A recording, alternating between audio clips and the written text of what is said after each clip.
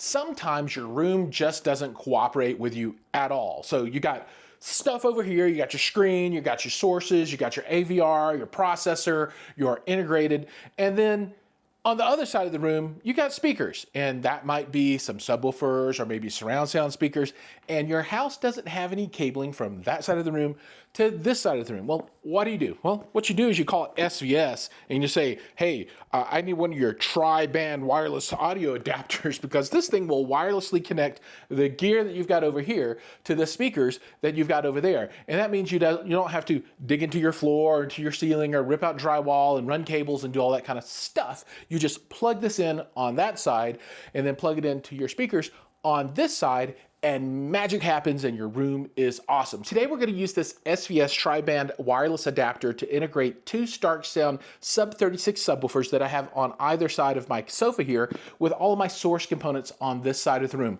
So let's go ahead, take a look and see what you get inside this box. All right, let's see what kind of goodies we've got inside of this guy waiting on us.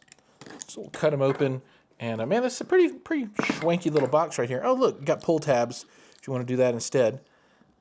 So we can do that one and see what we got.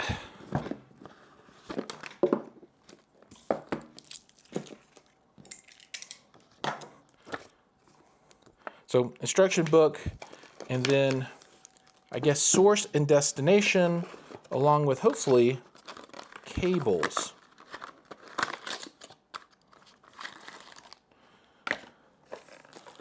So we have Velcro, RCA, power, I would assume, and the brick. And then over on this side, we're going to be rolling exactly the same. Power, RCA, and some Velcro. All right, let's see if we can get this thing put together.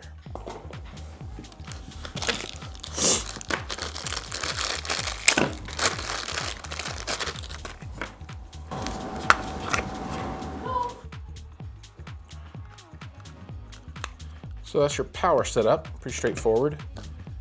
I don't know if we'll need these, but we got them.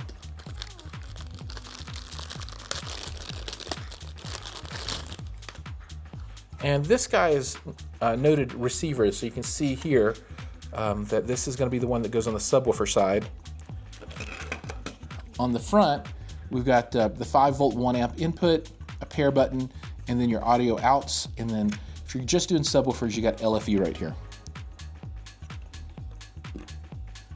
So we'll go ahead and plug this in. Receiver side is ready.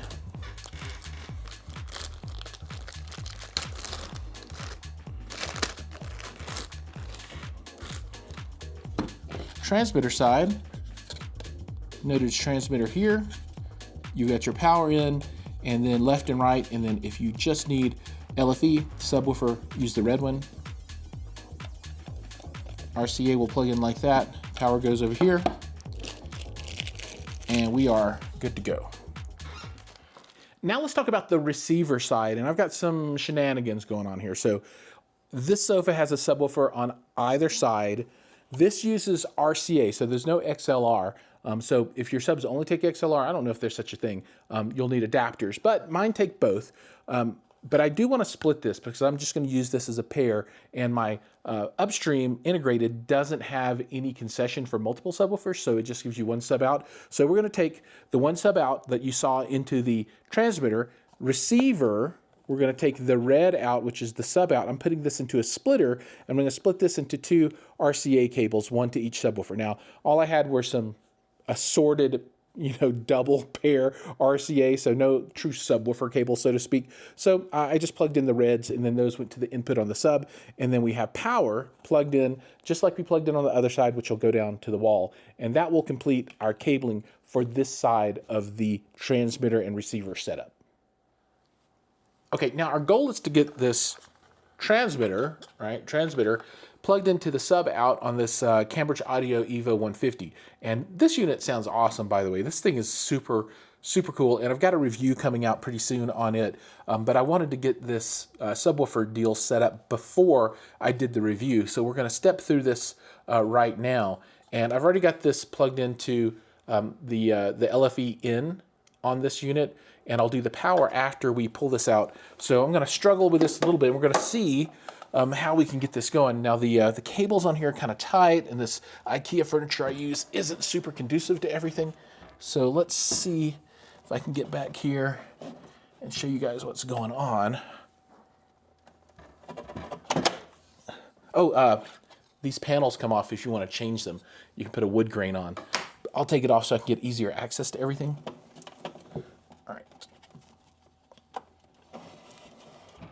All right, I think we can kind of see what's going on back here. All right, so disconnect this RCA input, which is coming from my sweet tape player. Yeah, I roll that way. And I've got this sweet channeling CD player right here. Let me tilt this down so you can see this guy. The top comes on this thing. Oh, dude, this is it's cool. Just wait for the video on that. It's rocking. Sounds great. It's just a transport using this as a DAC. But what we're gonna do is this guy is gonna plug into the sub out, which is colored purple on this unit for whatever reason. I'm not exactly sure, but it does stand out. It makes it easy to find. So that is gonna be there. Then I'm gonna take and plug this aux back in here.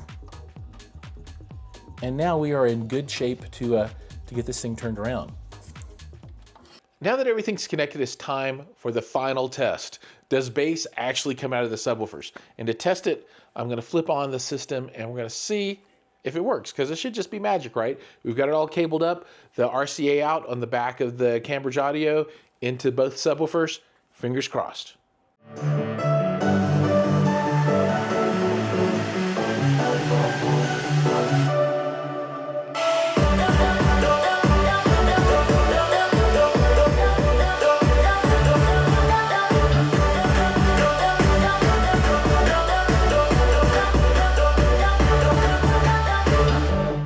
Well, I guess that proves that it actually works. Man, I finally have bass from both my subs in this room and it's absolutely rocking the house. Super duper happy. This thing was easy to set up, so if you need to connect some subwoofers wirelessly, a couple of surround sound speakers, this is the way to go. Check out the SVS tri-band wireless adapter. It worked for me, it'll work for you too. If you like this video, make sure to like, subscribe, ring the bell. And if you like this one, there's another one down in the corner. Click on that one. I think you'll like that one too. See you guys in the next video.